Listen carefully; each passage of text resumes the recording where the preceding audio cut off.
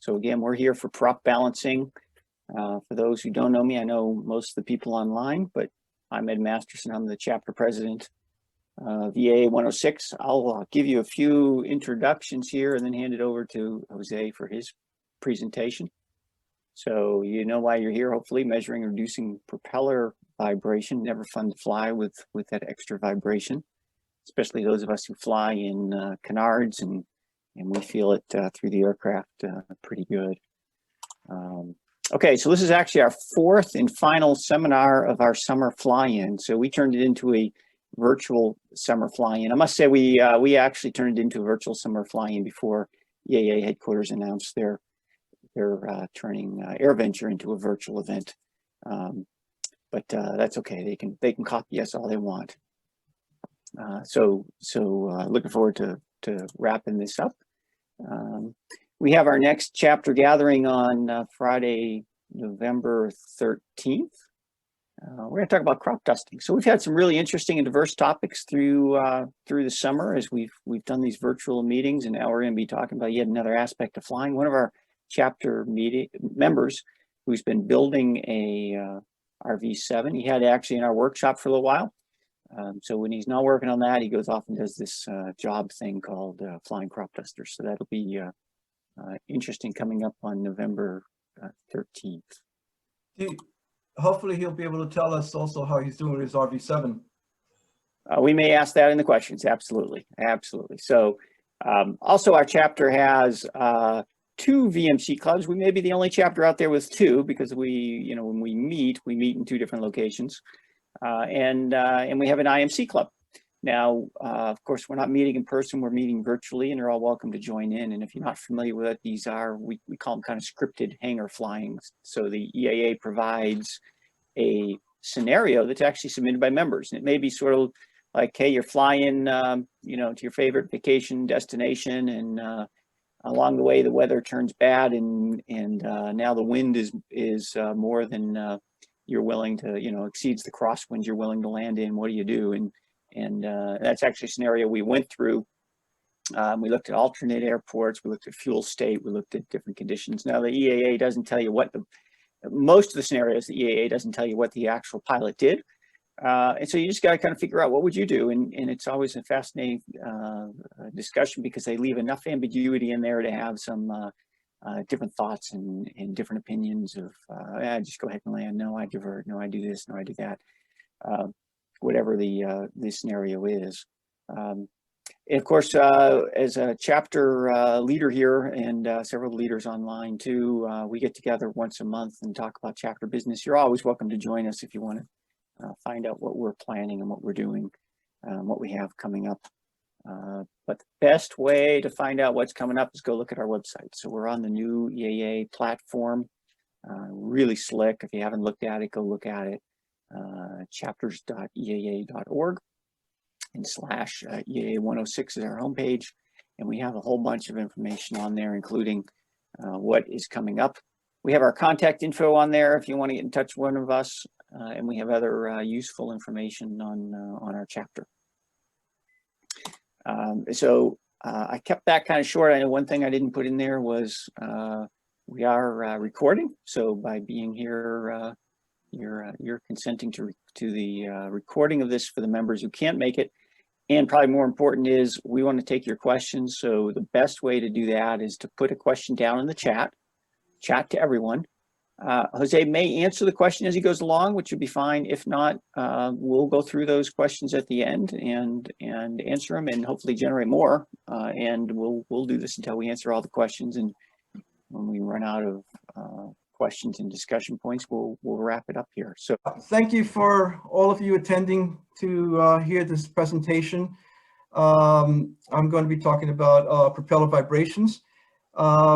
And I have a first announcement. I tried to secure the legal rights to the Beach Boys' Good Vibrations, but I couldn't do it. So we're going to have to suffer through this talk without any music. This talk is basically motivated by the purchase that was coordinated by our hangar manager Brian, and we bought a DynaVibe instrument about a year ago, and I've been using it, and it's been fun. And the thing is that I should say, as a disclaimer, that the more I use it and the more I research this topic, the more questions I wind up having, which is by way of saying that I'm not an expert in this topic, but I've been using it to good effect, and I feel I can say a few things about it. So in this talk, we're going to try to impress upon you why static balancing, the way props come normally, is not enough. What dynamic imbalance is, why it's important. How to set up the instrument to make measurements, and how to make the corrections. So before I get too far into the talk, I'm just going to play a quick little video so that you immediately see what the instrument is all about, or what it looks like, and then we can move on from there. So it comes in a case, which is nice and convenient. The instrument itself is handheld, and it's very simple. It consists basically of a display, an LCD display, two ports for two sensors, and you notice there's two switches up there that are unlabeled. They should have been labeled, but for some reason they're not. I'll explain those switches a little later. The two sensors are a photo tachometer, or a photo sensor. That's the yellow part, and the black cylinder is an accelerometer, and they're currently attached on some bracketry. There's a long cord that lets you connect to the instrument wherever you have the instrument. This is some special 3M retroreflective tape. It's about $4 a foot, and we'll soon be running out of it, by the way. We can get it online. There's some additional mounting hardware depending on the engines, and of course the ubiquitous operator's manual. So I want to first approach this topic by appealing to your intuitive sense of things. Everybody balances their car tires, right? If not, you get a very rough ride on the highway. So what you do typically when you buy a new set of tires is that you take them to a mechanic, and they put them on this instrument that spins the tire, and then depending on what the instrument says, weights are put in on the inside or the outside of the rim, and you wind up with a very smooth running car. Now, when you're on the highway, that tire spins 60 miles an hour. It's basically between 500 and 600 revolutions per minute. And your propeller spins at 2,400 RPM at cruise, typically, nominally. So intuitively, why shouldn't you be, doesn't it make sense that you should be dynamically balancing your propeller as well? That's what your car tires get. The propellers come static balance from the company, from the manufacturer, but that's not all that is spinning. You have to consider the spinner cone, the spinner backplate, the spinner hardware, the prop flange that the propeller gets mounted onto may have a small amount but acceptable amount of runout. There are bushings on that prop flange that are probably not all equal. As a matter of fact, I think on some prop flanges, one bushing is a little larger than the others to help index the prop. There are bolts that you use to put that propeller on, and there are a lot of airplane engines have starter ring gears. All this stuff has mass and is not necessarily statically balanced either. But when you put all this together, you have something that is probably not going to be perfectly statically balanced. And so once you start spinning a propeller, those imbalances are going to create vibration, but also you're going to be introducing other forces that will appear once it starts spinning, even if it was perfectly balanced statically. And here I show a picture of the most sensitive static balancing method that I know of. Typically, a propeller is put on a shaft, and then the shaft is put on knife edges, and that balances the propeller statically. in one dimension. This method balances the propeller in two dimensions, span-wise and crosswise, edge to edge. And it does that by simply making the propeller pivot at a point that's slightly above its center of gravity. And so this is a very good method of statically balancing the propeller, but it's still not sufficient. And why is that? Because of science, right? So I want to remind you that when you spin a mass, you create centrifugal forces that are dependent on m, the mass, r, the distance from the center of rotation to the mass, and I think it's omega squared, which is basically the angular speed. Now, if you had a perfectly balanced propeller, there would be an opposing mass, probably usually the other half of the propeller, that's diametrically opposed perfectly to the initial mass, and everything would be fine. But what tends to happen is that the opposing mass is typically not in the same plane of rotation, or not perfectly diametrically opposed to the other mass. And that sets up a series of forces.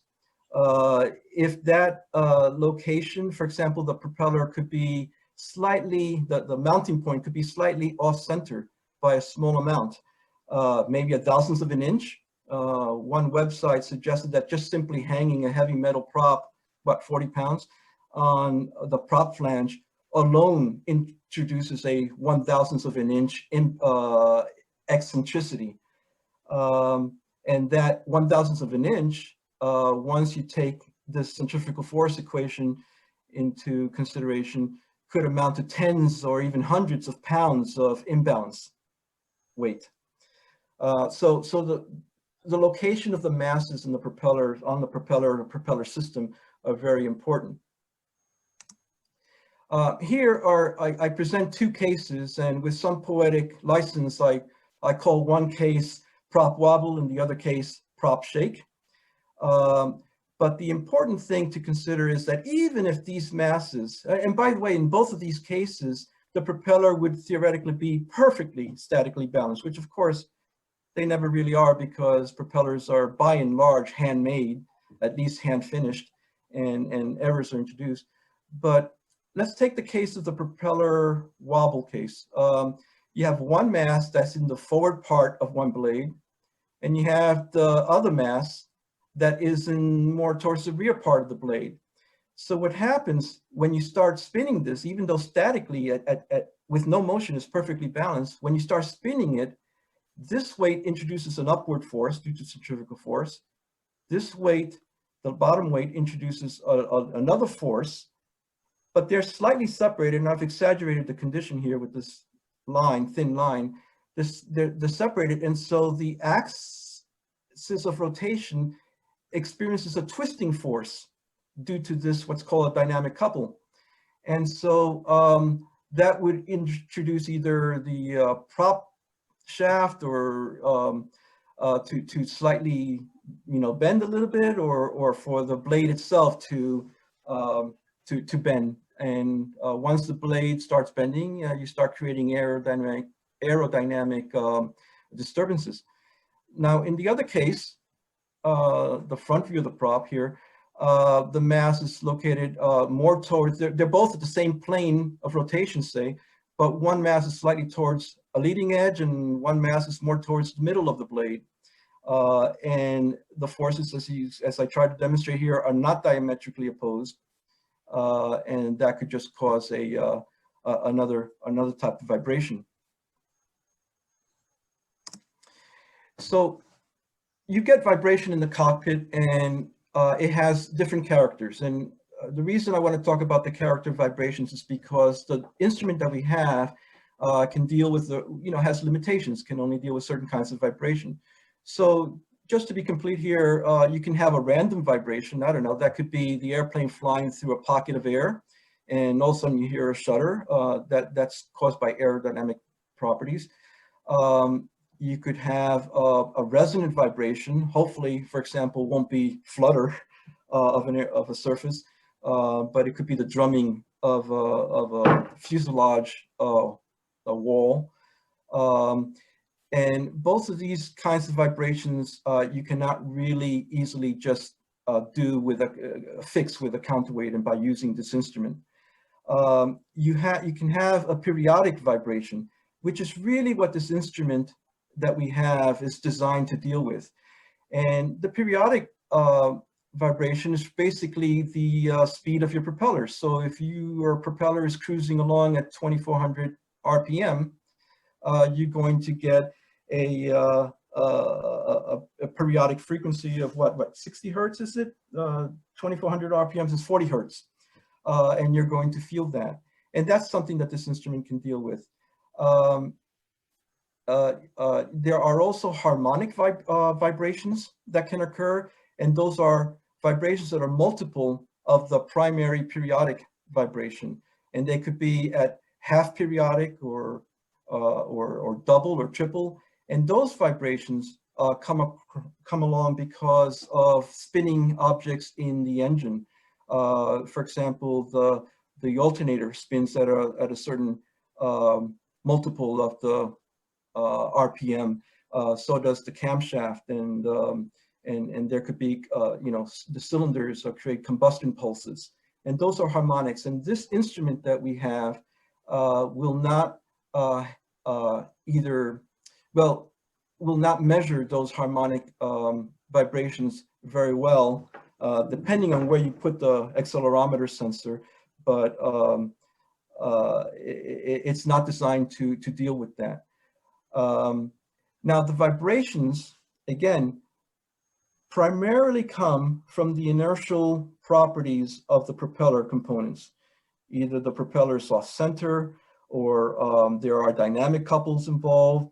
Those are the primary, that's the primary source of the vibration, but the vibrations can also come from geometric differences in the propeller blades. Again, remember that these propellers are by and large handmade. For example, one blade could have a slightly different pitch than the other blade, or one blade can have a slightly different shape than the other blade because perhaps somebody needed to dress out a nick, or maybe they needed to put a little extra coat of paint or label on one side to balance the other side. And so there are differences that will cause aerodynamic vibrations. In my airplane, for example, I have a pusher airplane, and because there's a wing wash, the wash from the wings hit the propeller, I get a double RPM pulsing that you can feel. And so what I want to say here is that all of the aerodynamic induced vibrations cannot be counteracted or fixed by using this instrument, but to some extent they can be mitigated. So some of the aerodynamic vibrations can be helped by this instrument. And of course, the smaller number there's a smaller number of vibration incidences that come across from the engine. The DynaVibe instrument can help with that, but a more advanced version can. So let's see if I can move on here. Okay, at this point, what I'm going to do is play a short video that will show how I install the equipment and on my engine. This is a Lycoming. Just for your reference, again, it's a pusher airplane, so the nose of the airplane is to the right of the screen. So the first choice you have to make is where to put the sensors. And obviously you want to put the sensor, the photoelectric sensor, at a position where you can see the propeller. And you want to put the accelerometer in some position as close as possible over the front bearing closest to the propeller. So here I've removed the one of the case bolts from my engine and replaced it with a longer bolt. so that I can install the bracketry that's holding the two sensors.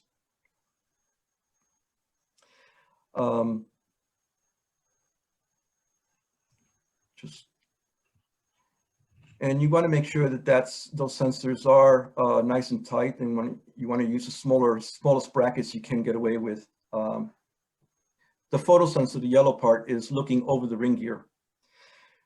So now the sensors are attached. The cables are routed to the cockpit, and you got to make sure that you secure those cables down properly with tape so that they don't have a chance to go back into the propeller arc. So you have two sensors, two plugs to connect, and you got to be careful with that smaller plug. It has pins that are difficult to index, and it's possible to bend those pins. So be careful with that. The inner button is your on-off button. And at the moment, this says no tach because the propeller is not spinning. Once you turn the instrument on, the photo sensor will actually emit a little red light that you can use to locate your photoreflective, your tape. So you put that on the prop. And the next thing you do is measure from the center of your prop to the height of the tape.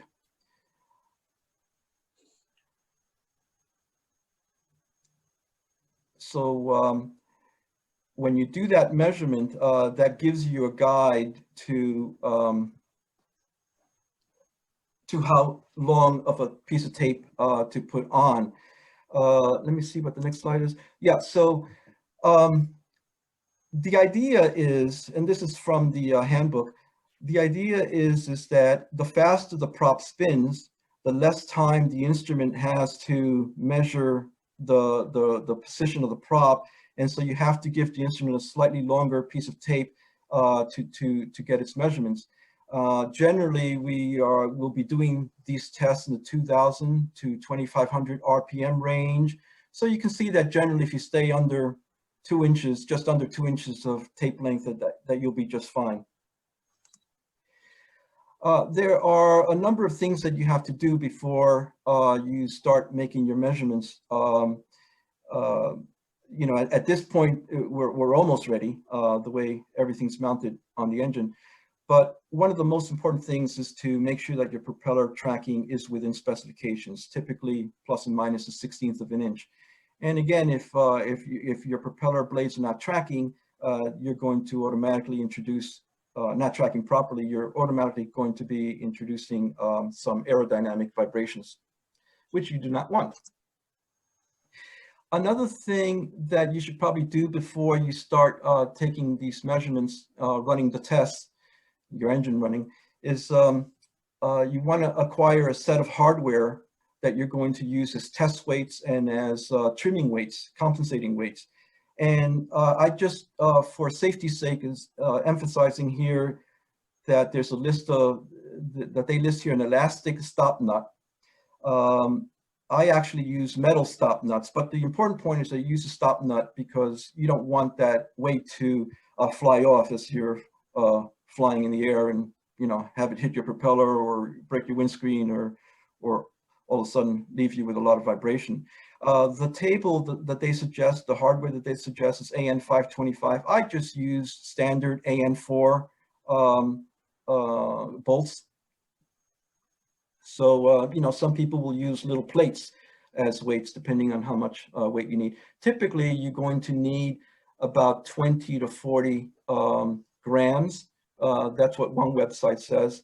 I have found that I can do less than that, but it all depends on how much vibrations your propeller, your system starts out with. So additional considerations before you start doing the test runs. You want to do this in no wind, ideally. Low wind is acceptable, say under 15 miles per hour. If there is some wind, you want to orient the propeller straight into the wind, not a crosswind.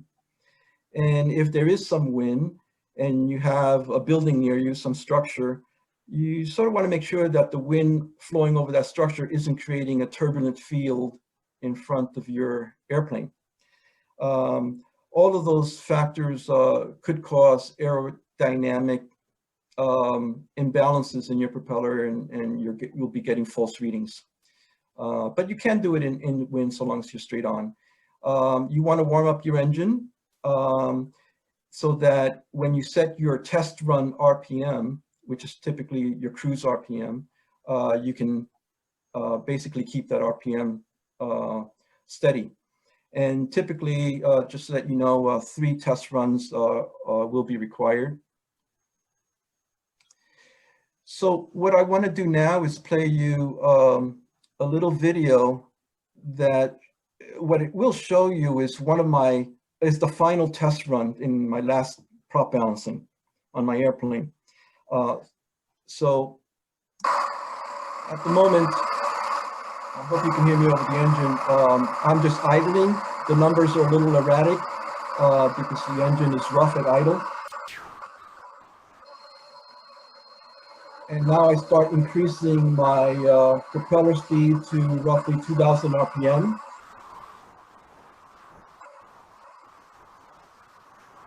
Now I press the outer button, and that starts an averaging process in the instrument.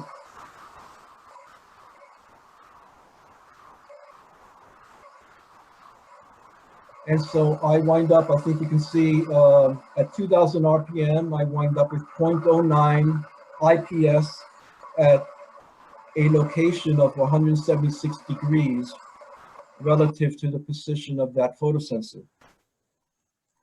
Now, 0.09 IPS. What is an IPS? IPS stands for inches per second. And so, you know, vibration is just a motion, and, you know, in our case, a motion of basically the whole engine. And so you could measure vibration by displacement just in inches, or you could measure it by acceleration, the g-forces. But typically what is done with these kinds of measurements, with propeller vibration measurements, is to make the measurement in terms of inches per second, in other words, of velocity. And there's 2 reasons for that. One reason is that in this frequency range of testing of the propeller speeds that we do, the industry standard is to use velocity measurements, whether you're measuring a compressor or I don't know, an automobile engine of some sort or something. The industry-wide, the vibration industry measurement, you know, uses the vibration industry uses velocity as a measurement. But the primary reason, the very useful reason for using velocity as a measurement is that theoretically, a velocity measurement in vibration does not change with propeller speed, which is a good thing. A vibration of what was it, 0.09 at 2,000 RPM should be the same as measurement for a speed of 3,000 RPM. Now, in practice, I have noticed a difference in velocity with propeller speed, but I think that is because of other factors coming in, other things being excited. But theoretically, the velocity measurement is constant over propeller speed. So I want to say here that what I circled is the range of slightly over 0.5 IPS to slightly below 25 IPS. 4 out of 5 airplanes before doing dynamic balancing will be in this range. And this is a range of vibration that you will definitely notice. Maybe if you've been flying the plane for a while, it's just normal to you, but if a passenger gets in, they're definitely going to notice the vibration. Another thing I want to say about this chart here is that at over 1.2 inches per second, it is believed that that comes very close to crushing the oil film that exists between the crankshaft and the bearings. So, you know, much over 1.2 inches per second, you can actually cause metal-to-metal contact. And that's kind of scary, actually, that you can ruin that oil film and ruin your crankshaft with such vibration. Also, another thing to consider is that the more you decrease your vibration, the less shear forces you put on your oil. So, you know, I guess what I'm trying to say here is that the rougher your engine, the harder it is on your oil, and the more frequently you should be changing your oil. Okay, so this chart's a little complicated. I'm going to try to walk through it. The numbers are a little fictitious because I forgot to record my actual numbers, but they're close enough, and they'll give you an example of how this process works. So as you recall from that video, at around 2000 RPM, as you recall from that video, about 2000 RPM, here at the bottom line, I wound up with 0.9 inches per second of vibration at a location of 176 degrees. That was my final result. But really, I started with doing the RPM run. I wound up with 0.45. That was my starting point, inches per second of vibration at a location angle of 210 degrees. So hopefully you can follow my cursor. My propeller was spinning counterclockwise, so I use the outer degree circle here, and I go to 210 degrees, and I place my measurement 0.45, and I plot it on this polar plot here. Now that indicates the heaviest part of my spinning system. So if I want to compensate for that, I really then have to put a counterweight opposite that at basically, 30 degrees. Now, what I did was that I went ahead and took a wild ass guess and used, at that position, 30 degrees, an AN4-11A bolt with a metal lock nut. And then I went ahead and did my test run again. And I wound up again at 2000 RPM, 0.23 inches per second of magnitude at a location of 150 degrees. So again, I go counterclockwise to 150 degrees, and I plot my new measurement of 0.23 inches per second. So I'm getting closer to the golden bullseye here. But the important part of this test run, my second run right here, is that I determined that this amount of weight, this bolt and this metal lock nut, reduced my vibration by roughly 0.23, roughly by half. So I know now that this weight can compensate for 0.23 inches per second of vibration. If I double this weight, I should theoretically be able to get down to 0 inches per second of vibration. Now, I should say that, well, I didn't exactly do that. I just used a slightly longer bolt.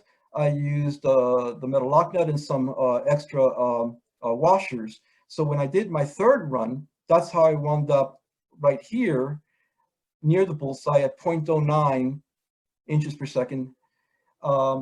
And 0.09 is actually quite a good vibration level. In fact, you'd be hard pressed to tell the difference between 0.09 and 0.07. You probably can't feel it. It's there, but you probably can't feel the difference. So I decided that that was good enough for me, and I've flown the plane, and it's perfectly nice.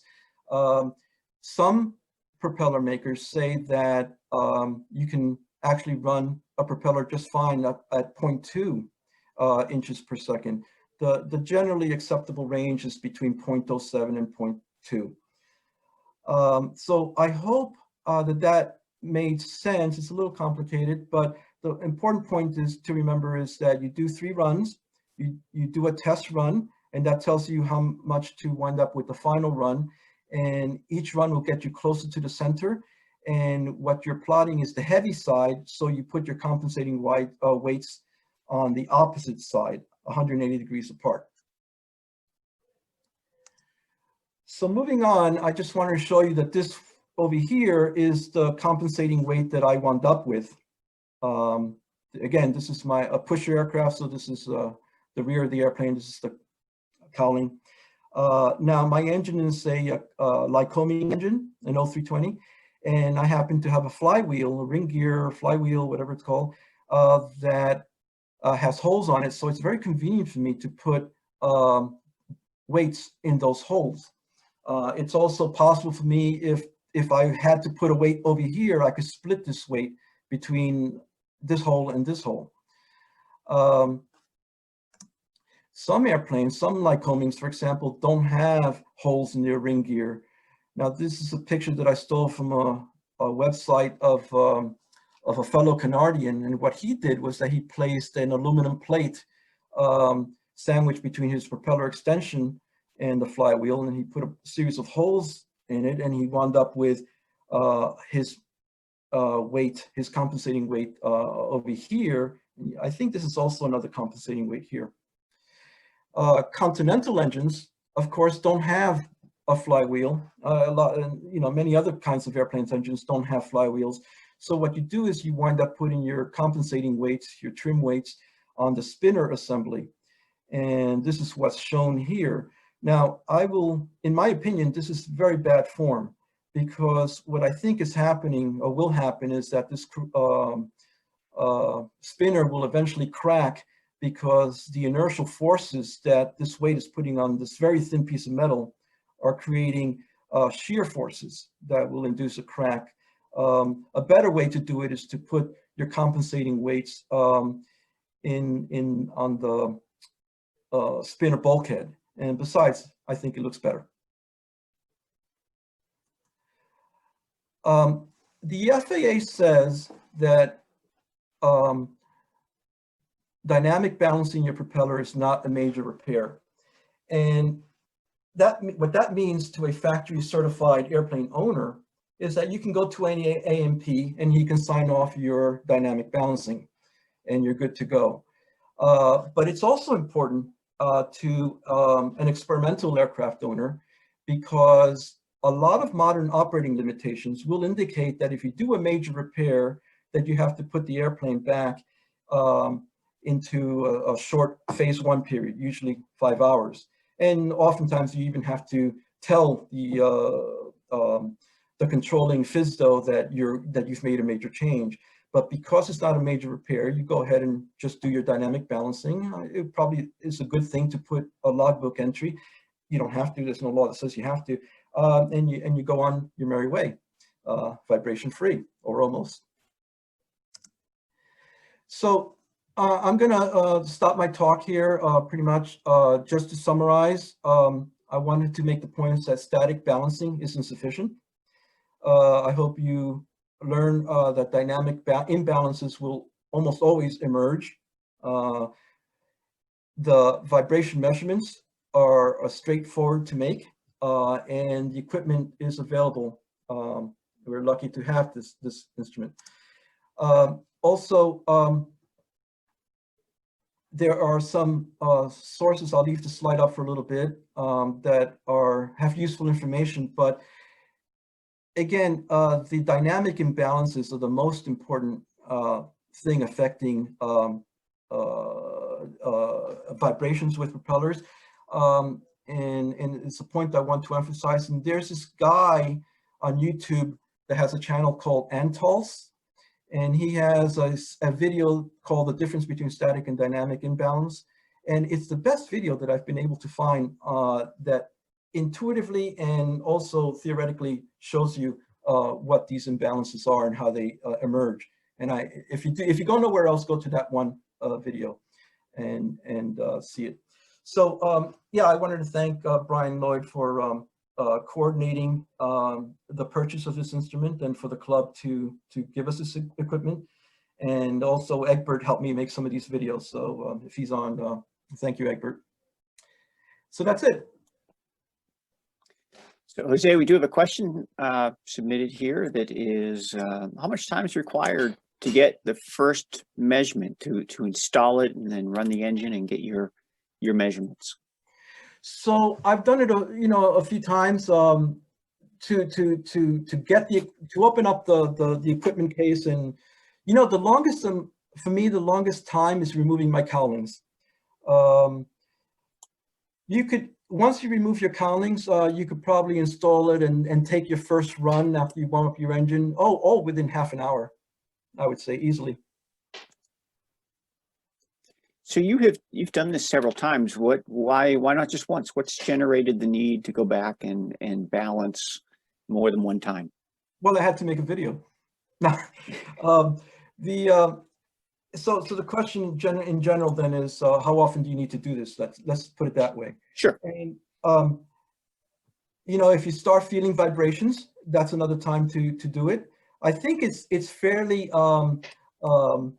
what's the word? Constant. Fairly stable thing that you do, but a lot of things can change it. Sometimes there's erosion. You fly through the rain, and that could erode the propeller a little bit and cause an imbalance. I think do it at least once a year. It's easy enough. If you, for some reason, remove the safety wire and you retorque your propeller, or for some reason change, dismount the propeller and mount it back on, even if you put it back in exactly the same position, you're probably going to need to rebalance it. Your tracking will change ever so slightly. Maybe one wire is a little heavier than the other wire. So anytime you remove the propeller and put it back on, you should definitely do another dynamic balancing. So when you do that, if we're changing safety wire, that's not a lot of weight. How do you determine the amount of mass you need for a counterweight? I'm sorry, how do you determine the mass if you? Yeah, you put a bolt you put a bolt and washer and nut in there. How do you determine the weight that you need to put as you're going through this process, right? You put weight on there, test it again, put another weight on there, test it again. How do you determine how much weight to use? So let me go back to, you still seeing the charts, right? Yes. Yeah. So again, let me just say this again. My initial measurement was 0.45 inches per second at a certain position. When I just took a wild guess that I was going to try an AN4 11A, in a metal lock nut at some location. Well, I put it at 210 degrees, I think, opposite 210 degrees. And that reduced my vibration by 0.23, roughly 0.22. So that difference, 0.22, is represented by this counterweight. So this counterweight is good for 0.23 inches per second of vibration. So that tells me that if I double this counterweight, I should theoretically get down to zero. That's why you do a test run with some weight someplace. And from what I can tell, by the way, no matter how sophisticated the instrument, you have to do this test run. You have to take a guess. I think what some instruments do is that they, themselves make a guess as to what a test weight should be, but then they use that the resulting vibrations from that counterweight as the way to proceed forward. Does that answer your question? I'll say it again if it didn't. No, that's good. So you a little bit of this is trial and error. Yeah, the second run is trial and error. The first run establishes your starting point. The second run gives you the information that you need to theoretically go to zero vibration. And you may not get it. You may have to do 4 runs or 5 runs. It depends on how far down into the green, inches per second area you want to get into, how much you want to reduce it. So a question here is how does this feel in the cockpit flying? Do you notice this change? Is it sudden and quick change? From 0.45 inches per second to 0.09 was fairly dramatic. Definitely you will feel a change. When you get below 0.1 inches per second and lower, you may or may not feel the change. And I want to, partially also to answer your previous question, I want to say one thing. You might get the sense, the wrong impression, that a certain amount of weight is equal to a standard amount of inches per second. And I do not believe that is true at all, simply because it all depends on your engine mounts. It depends on the mass of your engine. Not all engines weigh the same. Even the same engine will weigh differently between two engines.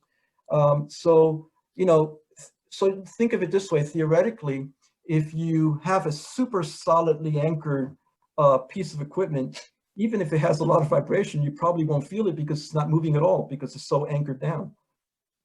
So how much, that's why you need to do a test weight. It's because what resolves 0.23 inches per second in one airplane may be a different weight than what results in a 0.23 inches of correction in a different airplane. So a couple more questions, but I'm going to take the last one submitted first, which is when you go to do one of these tests, do you remove the old weight or do you keep the old weight on there as a starting point? No, I start from no weights. I start from as, you know, my propeller installation version. Yeah, and if, I mean, if you're just remounting a propeller and you're actually doing a dynamic rebalance, you know, you might keep the weight there, and if you wind up with an acceptable vibration, you're done. But if you don't wind up with an acceptable vibration, I would then remove that weight and start with a zero weight, you know, initial run. So one more iteration of trial and error to go through. Okay. Typically, if you're going to be changing props or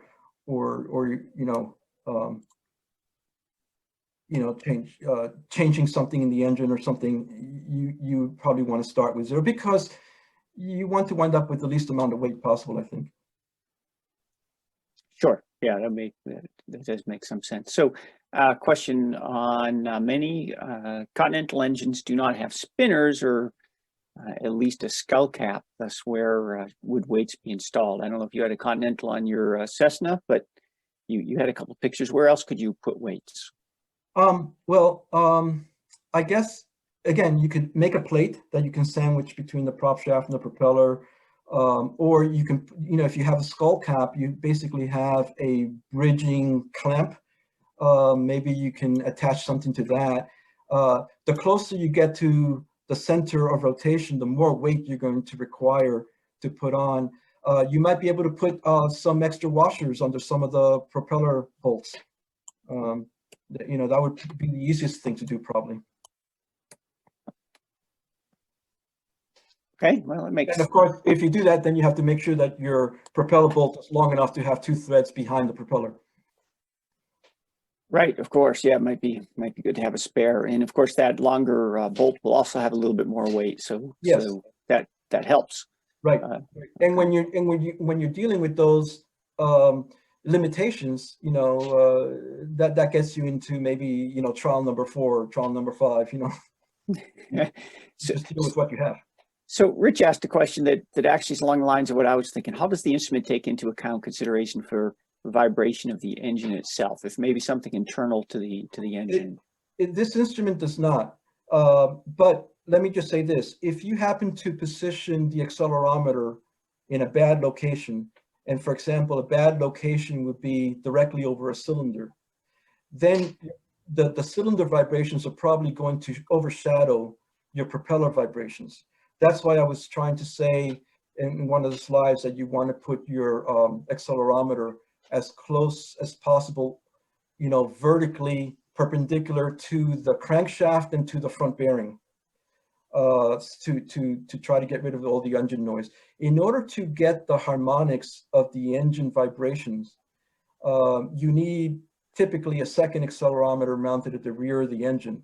And that way the device can differentiate between the vibrations in the front of the engine, which are primarily propeller, and vibrations in the rear of the engine, which are primarily engine. Does that answer your question? Yes, I think so. Okay. All right. So it's really, what you're really doing is you're balancing everything spinning, everything in motion. Yeah. Right. So, so do you have, so at the end of this chart, you show your weights on there, and the question is, do you have 3 weights now or just the last one? No, as I showed on my, I just have the one weight. It's all combined. So there's the bolt, and then there are washers under the head of the bolt and washers under the nut and the nut. It's all in one place. But sometimes, and that's because the place where I had to put the compensating weight happened to align pretty well with a hole that I happened to have. But if that location, if the instrument was telling me that the best trimming location was in between two holes, then I might split the weights between the two holes, and that's just a simple proportion of, distance over weight, Right. So this question may be for you, or maybe for Brian, if he's still paying attention there, which is, hey, if I want to do this for my airplane, how do I sign out a vibration, the proper balancing tool from the chapter? I'll leave that to Brian.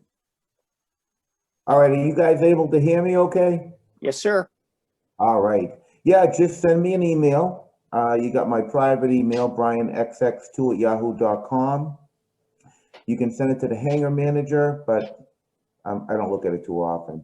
And I will just set up a time and you can come and borrow the balancer. Okay, very good. Any other questions, or any questions I missed from the chat that people want to throw out there? I have a couple comments I'd like to make. First of all, you asked about how much weight should you put on for initially when you have a certain imbalance. If we look at the Chadwick manual. Chadwick is the first company that put out a prop balancer, and their manual is much more detailed than the one put out by DynaVibe. And in that manual, they give you a rule of thumb for how much weight to put to start with, and it just gets you closer to begin with. Also, I have put on certain aircraft without flywheels, I have put weights on the prop bolts or the prop extensions, but then you're limited to only every 60 degrees. So if you're unfortunate enough to need a weight in between, you're going to have to put the weights on 2 prop bolts at least. Oh yeah, according to DynaVibe, you don't have to go to an A&P to have your prop balanced. For a factory built aircraft, you can do the balancing yourself and sign it off yourself as the pilot and owner of the aircraft. Yeah, However, I didn't hear about that. I thought it was yeah, okay. I didn't think that was true. I thought you needed to have an A&P sign you off. A&P does not have to sign it off, but if you drill any holes in anything, then the A&P must sign it off. Okay. And would you put back up the polar plot, Jose? Sure. If I can remember where it goes. Okay. There? Yeah. So you notice you put the first weight at 200. I mean, the first imbalance point was at 210. So you put the counterweight at 330, right? Yeah, or 30. But 30, yeah. 30. Now, the second time, you wound up with the heavy point on the 150 radial. Right. So then why did you not put a weight at the 330 instead of? Yeah, I did. Oh, I thought you said you just put an additional washer on it at the 30-degree weight. No, the final weight was put at the opposite the 150 location, and then I made my third measurement, and it gave me that my heaviest point was 176.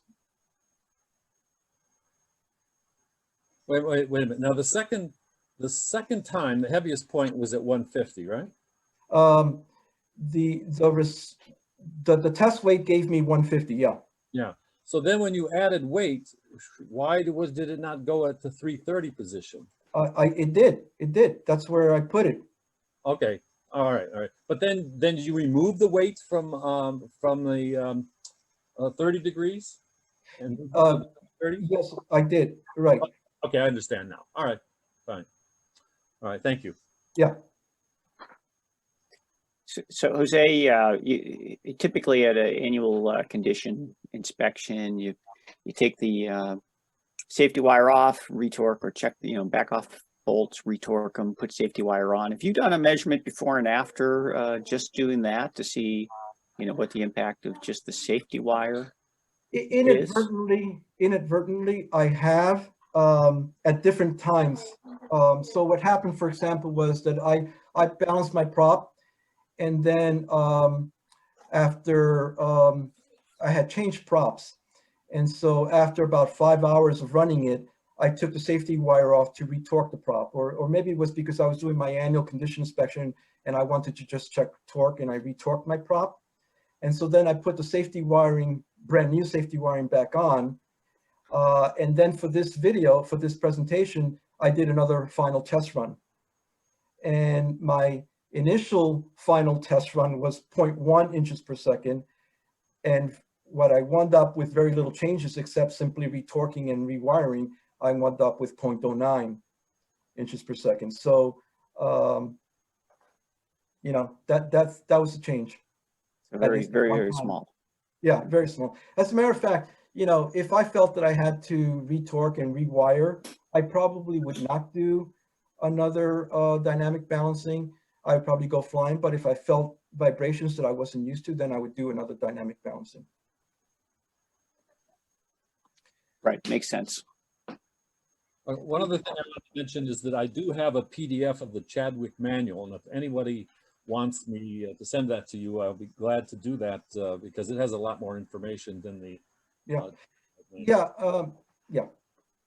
and also the DynaVibe manual recommends that you remove all the weight before you attempt to balance the prop. And I never do that. I always take an initial measurement because I want to know if I made an improvement or made it worse, number one. And number two is sometimes you find that it is below 0.1 and then you're done. Yeah, so yeah. That Sure. quick check and you don't have to do any more work. Sure, that's just a matter of what your preference, you know. But when you wind up with, when you do have to make a correction and you add a correcting weight, it should probably be the only weight. You know, everything else should be removed. Because again, yes, you can tell once you make your test measurement with your test weight, which is semi-arbitrary. You know, experience tells you that it's going to be maybe 10 grams, 20 grams. You start with that. But once you do that for your engine installation, you will know what amount of weight compensates for what amount of vibration. It's just a very easy thing. Is there anything in the manual or in the material there if you have a 3-bladed prop? What would be the difference with a 3-bladed? No, there's nothing, but it should not make any difference whatsoever because you know, everything vibrates. All props vibrate, and whether it has, you know, 1 blade or 2 blades or 3 blades, you're still going to wind up with some compensating weight at some point in the arc of spinning, you know. So it really doesn't matter how many blades you have, except that every time, you know, I would just intuitively say that the greater the number of blades, the greater the chances of some vibration rearing its face due to aerodynamic forces, you know. And you're actually adding a weight in the tape. Do you know what the weight of that tape is, and what does the manual say? Does it make a difference? I mean, it's small, right? But it's very, very lightweight, and it's also very close to the prop hub. Well, it was 7 inches away.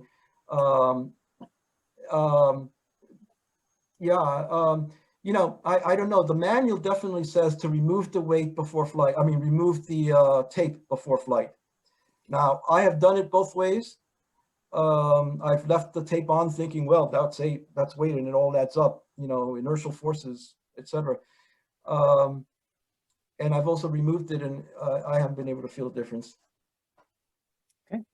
And a question here on variable pitch blades. Does that make a difference? Yes and no. I think that the only issue with variable pitch blades is that there are more components that come into the equation of being balanced, you know, springs, more hardware. But in terms of the in terms of the procedure of balancing them out, it's exactly the same. And I will add that everything I've read says that it doesn't matter whether it's a direct drive engine or a geared engine. It doesn't matter whether it's, you know, an opposing engine or a V engine. You know, it's basically, you know, the dynamic process of trying to trim as best as you can some you know, dynamic couples. Okay. Any other questions or comments? I was just thinking that the tape question, you know, with the centripetal force of just the reflective tape, you know, I realize it's splitting hairs, but you could always put some kind of non-reflective tape on the other blades just to get it more close, more perfect. Right, and you know, and this addresses your level of perfection, right? Like I said, I probably, if I went for a fourth or fifth, I probably could have gotten below 0.09. I almost guarantee it. I just didn't think it was worth my while. So, you know, it's, you know, have fun. Just go for it. Yeah, when it's suggesting putting on, like if you went back to that, you don't have to, but you know, you had that page where you had all the weights of the different hardware. You know, a gram isn't much. A gram is like, I guess, about the weight of a raisin. So, you know, I don't know how much that little piece of tape would be on one blade, but you know, depending on the length of the tape, you're getting up towards one raisin, I would think. Yeah, I haven't waited, so, but yeah, you might be right. You might be right. Of course, yeah. Yeah. I just wanted to mention that it's not the weight alone, it's the weight times the distance or the moment that matters. And that tape is very close to the hub, so it's going to not make much difference at all. Yeah, and again, going back to that equation, it's the propeller speed that matters the most. The you know, you double the speed, you square the force. Yeah. I mean, you double the speed, you quadruple the force.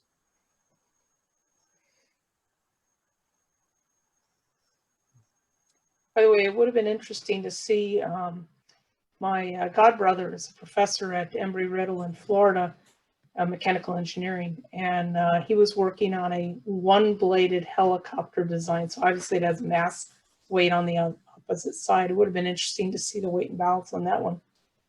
Yeah, you know, they used, I think I have seen articles about a one blade airplane propeller. And so you basically have this giant, you know, globule, you know, opposite the one blade that's Right. you know, statically compensating for that. Yes, I've seen them before. And apparently it flies quite well. Yes. Yeah. But you know, the problem that a lot of airplanes have is that they don't have too much height between the engine, you know, the propeller shaft and the ground. So the problem with a single blade propeller is that it needs to be longer.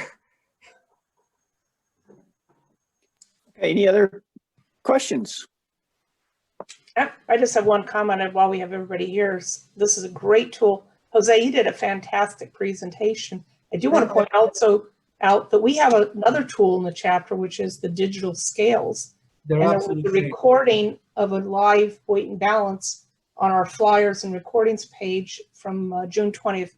The signal strength was an issue, but if you bear with it, the content is good. But this is fabulous, Jose. This is great. Well, I hopefully hopefully made a lot of sense to people. It's a pretty straightforward measurement, and really I regret that I couldn't get the Beach Boys on. So before everyone goes, and before we wrap this up, we are experimenting with some of the features of Zoom. So just to find out how this was, I'm gonna send you all a question here. So hopefully you see a prop balancing survey on your screen, and you can click on one of the responses, and we'll see.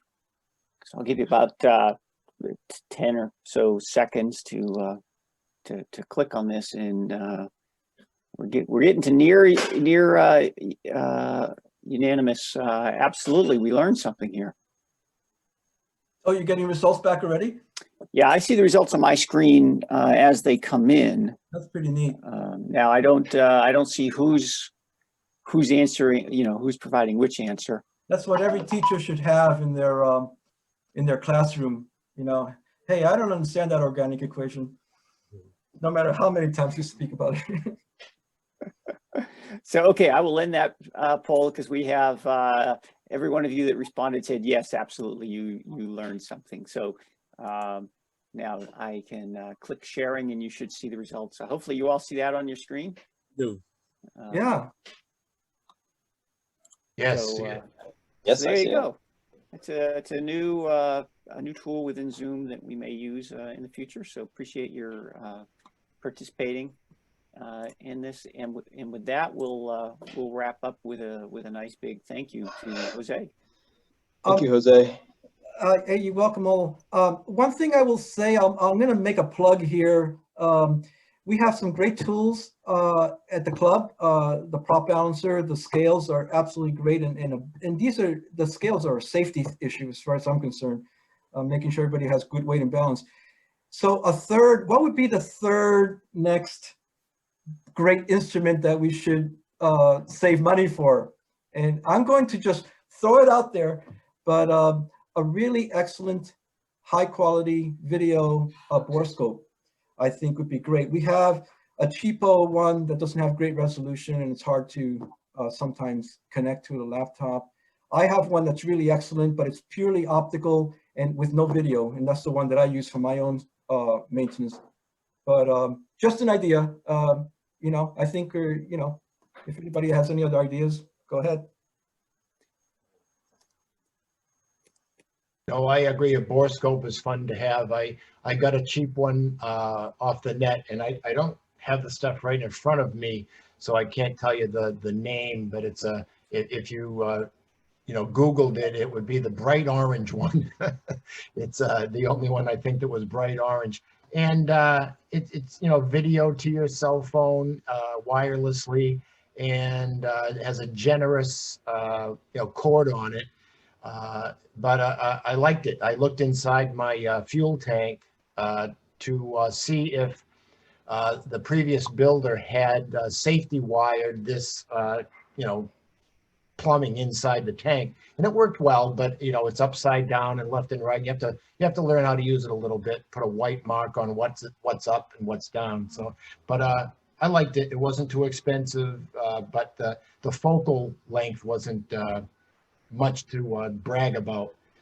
So, a high quality one would be superior, I'm sure.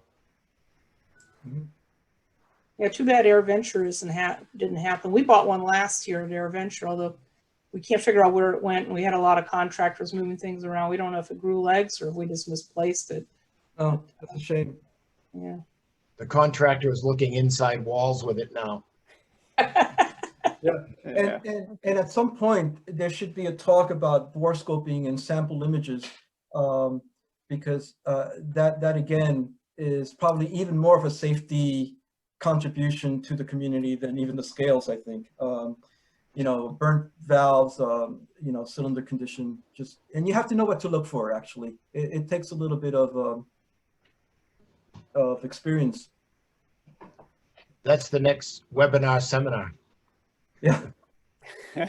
Okay, as we wrap up here, I just got to throw a shout out to Ben Barker came on the chat there to say hello from EAA 124, which I think is out in California. So we're a diverse crowd this morning. So thanks everyone. We'll wrap up here and enjoy your weekend. Yep. Thanks everyone. Thanks, Jose. Yep. Thank you. Bye-bye.